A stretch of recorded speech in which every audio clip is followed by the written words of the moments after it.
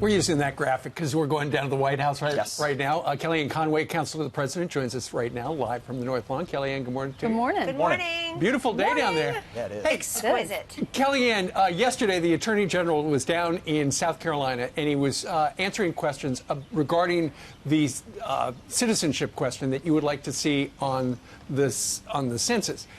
The Supreme Court said you can't do it because of the rationale that was given in those arguments. But the Attorney General said it sounds like they figured a way to do it. He didn't give any details. What can you tell us?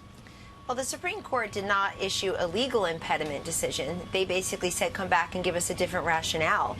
Why can't we just ask the question the way it was asked for 50 years before the Obama administration yanked it out of there? We've been asking questions like this. The American Community Survey every fifth year asks a similar question.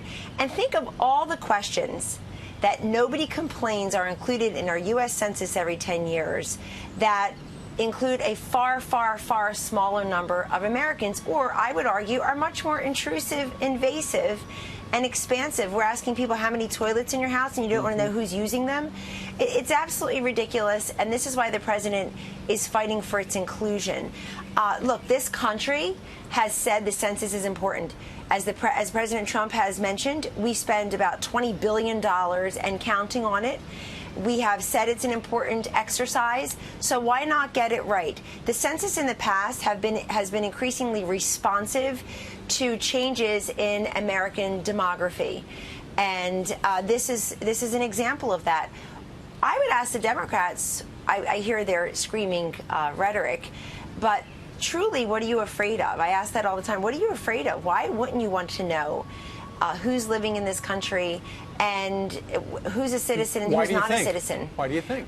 I think they don't have a good answer for that, like most things these days. They don't have a good answer. Look, they're the same people who said manufactured crisis through their manufactured outrage. This president stood in front of the whole country and the world in his only Oval Office primetime address to date to take it to the American people and say, we have a humanitarian national security crisis at the border.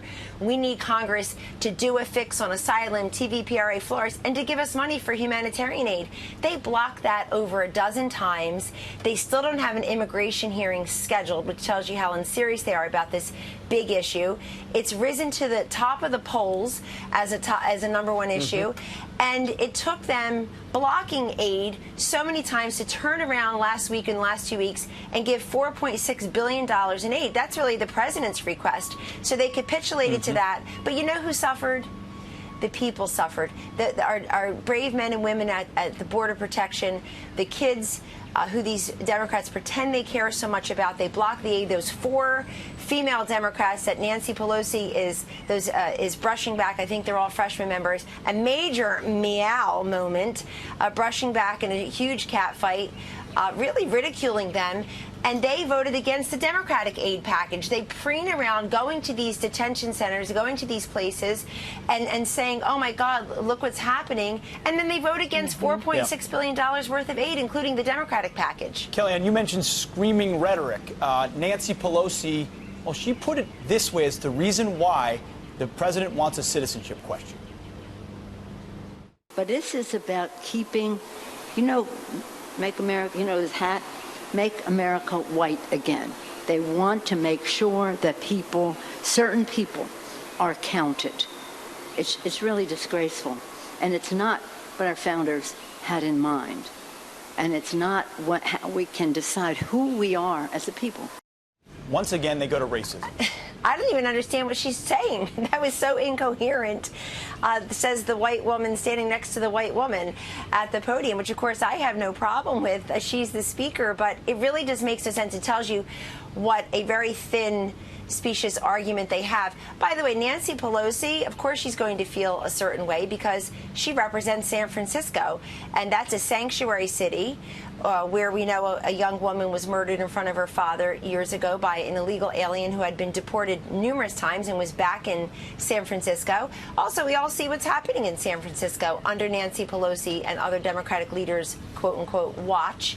An increase in homelessness. You see the syringes all over, a lot of the filth on the streets. I think San Francisco is a beautiful city and should be restored to its greatness by getting a lot of these nonsense politicians out of the way who look the other other way and pretend what they don't see. They've been looking the other way at the border, while this president, my boss and our president, has made this an issue for over the 4 years he's been running and being the president. It has been a central piece of his presidency, and we finally got that aid. Now we have to get serious about the national security crisis that people see. Kellyanne, thank you so much for joining us. Great to see you this morning. Have a great day. You too.